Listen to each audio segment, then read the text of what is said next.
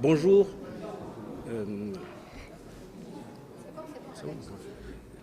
Je voulais gagner quelques précieuses secondes pour pouvoir m'exprimer depuis mon banc, mais malheureusement, on m'a dit qu'il faut venir de... Juste une question assez rapide, hein, donc c'est pour cela que j'aurais aimé rester sur place.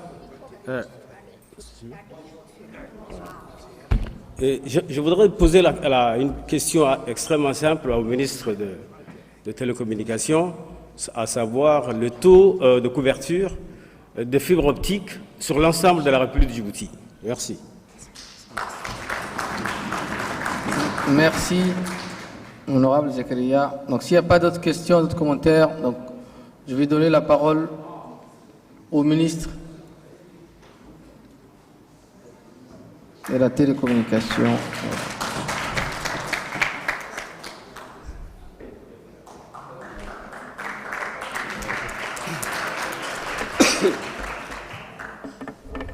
Monsieur le Président de l'Assemblée par intérim, Monsieur le Premier ministre, Mesdames et Messieurs les membres du gouvernement, honorables députés, salam alaikum wa rahmatullahi wa barakatuh. Les questions étaient multiples mais similaires. Je commençais par le premier, député Almi, qui parle de la loi de 2004 et spécialement de l'agence de régulation. Je n'ose pas expliquer à l'ancien directeur de IGOUV où est-ce qu'on en est, qu'est-ce qui marche pas, parce que je crois que vous étiez responsable même de cette affaire et que vous savez que les choses ont redémarré depuis quelque temps. Mais pour les autres, je voulais peut-être éclaircir un petit peu les honorables parlementaires. En 2004, la République du Djibouti a choisi de se doter d'une loi qui était, on va dire, en avance, pré-gardiste par rapport à l'époque. Pourquoi? Parce que c'était une nouveauté, la technologie de l'information et de la communication. À l'époque, on parlait surtout de télécommunications. La distinction, c'est les télécommunications, c'est plutôt l'opérateur, les infrastructures, les gens qui travaillent sur le téléphone, enfin, qui gagnent leur vie sur le téléphone. Et l'éthique, c'est nous tous qui utilisons le téléphone ou Internet pour faire notre travail. Donc, avant, c'était que les opérateurs qui utilisaient et qui s'enrichissaient, qui développaient la technologie d'information. Aujourd'hui, c'est populaire. La loi de 2004 était trop en avance parce qu'à l'époque, il n'y avait que la voix.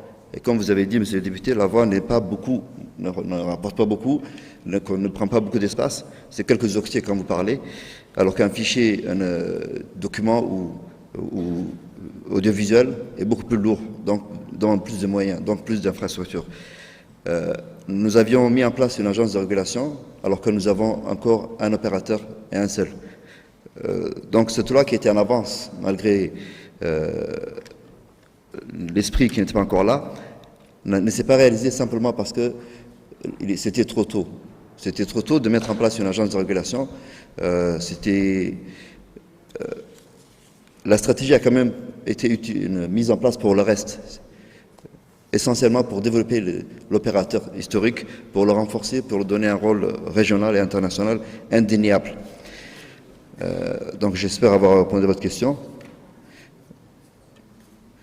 Sur les objectifs de développement du millénaire du député Ouma, effectivement, j'aime pas trop les jargons des Nations Unies, parce qu'ils nous envoient chaque fois une technologie, un jargon, ils nous fixent une échéance, et il semblerait que nous soyons à l'échéance 2015 qui a été décidée. Mais nous avons, nous, notre stratégie, qui est de développer la télécommunication, de développer l'éthique, et surtout de développer les emplois à travers l'éthique. Et nous espérons que ce document, justement, cette stratégie, sera le moyen. Je ne dis pas que tout est parfait, et si tout était parfait, on n'aurait pas eu besoin de stratégie, c'est qu'on a besoin de nous adapter, d'aller à la compétition internationale, donc on a besoin d'une stratégie, et nous comptons répondre à nos soucis, les nôtres, pas ceux des Nations Unies, avec notre stratégie, pas celle d'institutions internationales. Je m'excuse auprès du député Sultan si je n'ai pas donné personnellement les statistiques que j'ai promis, mais les statistiques sont pour moi publiques et se trouvent sur les sites d'abord de l'opérateur Djibouti Telecom. Ensuite, nous sommes obligés de travailler d'organisations internationales, Nous avons les statistiques qui sont sur le site de l'UIT, publiées. Et si vous demandez aux services commerciaux, ils vous donneront des informations. Et comme j'avais eu cette réponse, quand je vous donnais la réponse, le directeur ne vous avait pas rejoint, mais comme j'avais demandé au directeur de nous rejoindre qui était là, je pensais que vous avez obtenu les informations directement. Mais si vous êtes intéressé directement par les statistiques, vous les aurez. Mais je peux vous garantir une chose. Je ne sais pas d'où a pris monsieur le député Douali 17%. C'est totalement faux. Et le document que vous bradez ne veut rien dire, à mon avis, et je vous mets au défi de prouver que 7% c'est le cas de Djibouti, c'est faux. Nous sommes au moins, ça dépend de quel type de taux de pénétration vous parlez, parce qu'il y a le téléphone mobile, il y a Internet sur ADSL, etc. Donc selon le taux, le minimum est de 30%.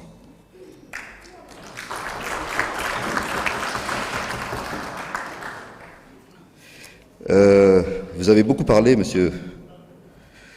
Je reviendrai pour vous parler, monsieur Ali, vous avez parlé du WiMAX, n'est-ce pas? Oui, le fameux WiMAX que nous avons installé, mis en place et qui est opérationnel. Et malheureusement, Dr Rassim n'est pas là. Le ministère de la Santé utilise tous les jours. Dr Jama est là pour témoigner. L'éducation nationale utilise tous les jours.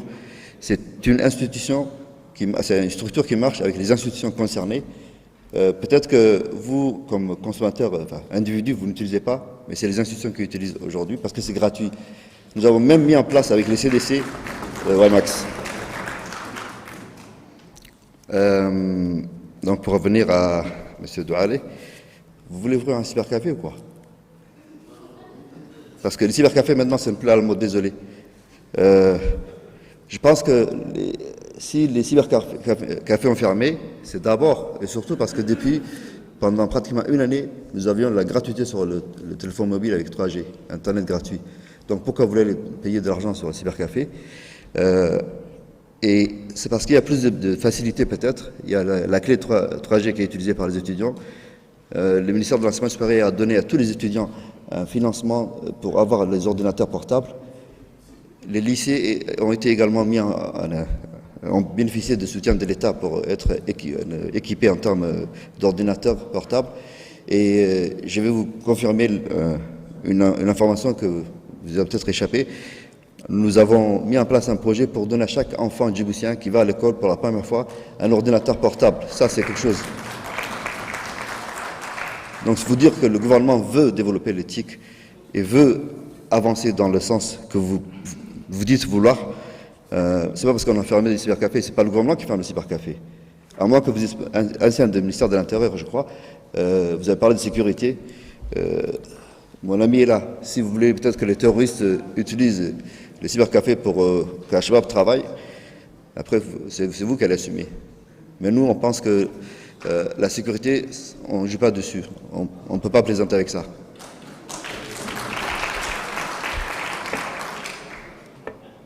Et je vais dire aux autres pourquoi on utilise les cybercafés, c'est parce que ce n'est pas les gens qui n'ont pas le moyen, ce n'est pas le chômeur, monsieur.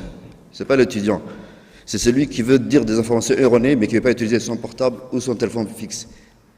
Donc, pour qu'on ne le retrace pas. Désolé, mais sachez que ça aussi, ça se retrace. Je vais vous citer une anecdote. Il y a un monsieur qui a reçu une menace terroriste, c'est un consultant de la Banque mondiale. Il a reçu une menace terroriste, il travaillait avec l'Algérie à l'époque, en disant le Front islamique du salut de l'Algérie va vous tuer si vous remettez les pieds en Algérie. Le monsieur terrorisé va voir le service concerné. Après 2 jours d'enquête, on lui informe que ceci a été envoyé par un jeune qui s'amusait à partir d'un cybercafé. Donc même les cybercafés, on peut savoir qui a fait quoi. Donc la sécurité, c'est important.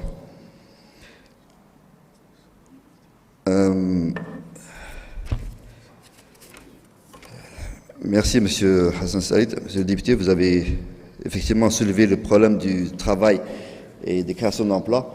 Il y a quelque chose que nous, Djiboutiens, on a la chance d'avoir, ou l'honneur d'avoir, c'est qu'on parle beaucoup de langues.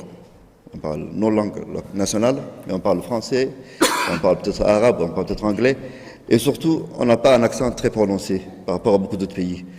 Ça, c'est un avantage très important. Pourquoi? Parce qu'il y a ce qu'on appelle le call center.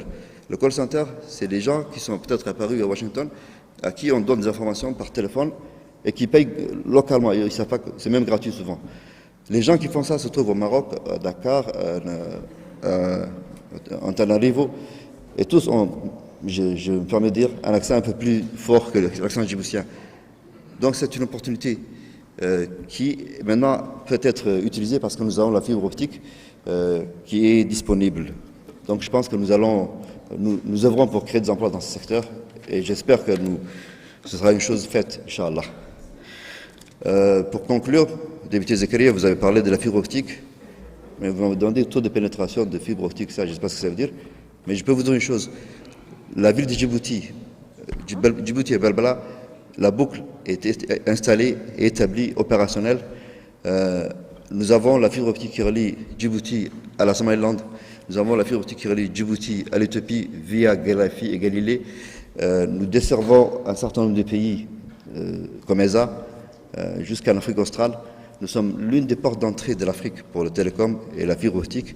Nous sommes le seul pays au monde à avoir 7 câbles sous-marins, le seul pays africain à avoir 7 câbles sous-marins qui atterrissent et qui sont, comme vous avez comparé tout à l'heure, monsieur Elmi avait comparé les activités portuaires, c'est un peu la même chose.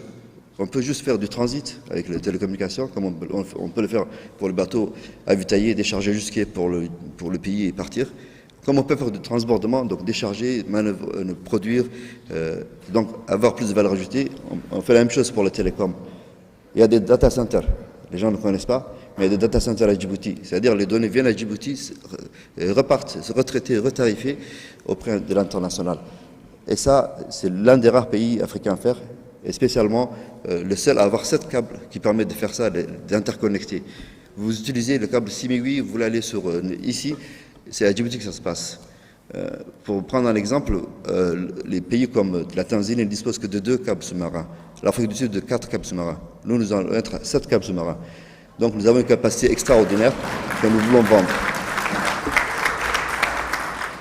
Mais je voudrais demander à mes compatriotes d'y croire et de travailler pour que ça marche. Parce que si vous êtes persuadés que ça ne marche pas, que de toute façon on est un pays du tiers-monde, donc on ne peut pas faire, on ne le fera pas. Mais si vous savez la valeur de ce que vous avez et que vous défendez avec nous, ensemble on peut avancer. Merci. Merci, Monsieur le Ministre.